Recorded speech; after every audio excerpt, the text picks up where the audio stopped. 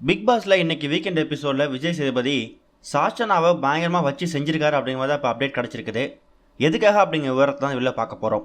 இப்போ big pass வீட்டுக்குள்ளே இன்னைக்கு நடக்க போகிற வீக்கெண்ட் எபிசோட் ஃபினாலேவுக்கு முன்னாடி நடக்க போகிற கடைசி வீக்கெண்ட் எபிசோட். இதுக்கப்புறம் நெக்ஸ்ட் வீக் ஃபினாலே தான். வீட்டுக்குள்ளே எக்ஸ் கண்டஸ்டன்ஸ் அப்படிங்கிற பேரில் ஒரு 8 நபர்கள் உள்ளே வந்தாங்க. உள்ளே வந்தாங்க இந்த கேமோட ஒட்டுமொத்த ஸ்பிரிட்டையும் ஸ்பாயில் பண்ணிட்டாங்க. வெளில நடக்கக்கூடிய எல்லா விஷயங்களையும் ரிவீல் பண்ணுறேன், கேமை பூஸ்டப் பண்ணுறேன் அப்படிங்கிற பேரில் நிறைய விஷயங்களை ஹவுஸ்மேட்ஸை ரிவீல் பண்ணி ஒட்டுமொத்த ஹவுஸ்மேட்ஸையும் டவுன் ஆக்க ஆரம்பிச்சிட்டாங்க. உதாரணத்துக்கு சொல்லணும்னா தீபக், ரயான் இவங்க எல்லாம் ரவீந்தர் உட்காந்து பேசும்போது சௌந்தர்யாவுக்கும் முத்துக்குமருக்கும் ஓட் பேங்க் வந்து எங்கேயோ இருக்குது அப்படிங்கிற மாதிரிலாம் சொல்லிட்டு இருந்தார்ல.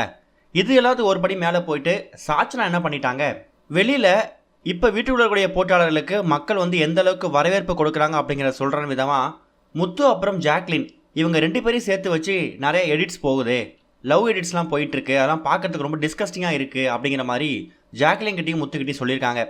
இந்த விஷயத்தால் ஜாக்லின் ரொம்பவே கடுப்பாயிருக்காங்க. என்ன சொல்லியிருக்காங்கன்னா, முத்து வந்து எனக்கு தம்பி மாதிரி, நானும் அப்படி நினைக்கல, அவனும் அப்படி நினைக்க மாட்டான், வெளில எடிட் போடுறவங்க போட்டுட்டோம், அதையும் சாச்சனா திரும்ப பதிவு பண்ணுறாங்கிற மாதிரி ஜாக்லின் கோவப்பட்டிருந்தாங்க.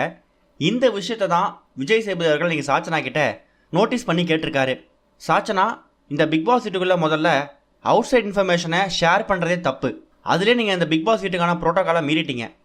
அப்படி இருந்தும் பிக் பாஸ் ஒரு வார்னிங் கொடுத்தாரு, ஆனால் நீங்கள் திரும்பியும் கேட்கல.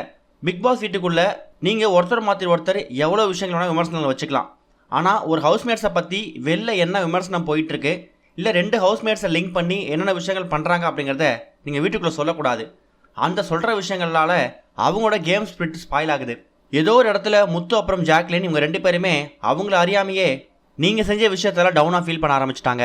உனக்கே அது தேவையில்லாத வேலை, நீ உள்ளே போனது எதுக்கு, உன் கேம் விளையாட, உனக்கு இது கொடுத்தப்பட்டிருக்கிறது 2வது சான்ஸ் இல்லை 3வது சான்ஸு, மற்றவங்களாம் 2 சான்ஸ் தான் கொடுத்துருக்காங்க, ஆனால் உனக்கு இது 3வது சான்ஸ், அதை நீ சரியாக பயன்படுத்திக்கிட்டியா?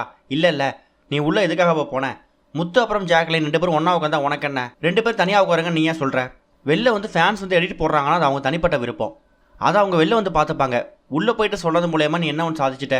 இதனால் நீ என்ன கேம் விளையாடிட்ட? நீ முத்துவை காப்பாற்ற ட்ரை பண்ணுறியா, இல்லை ஜாக்லினை தப்பாக போட்டு ட்ரை பண்ணுறியாங்கிற மாதிரி பல விஷயங்களை சாச்சனா கிட்ட கேட்டிருக்காராம்.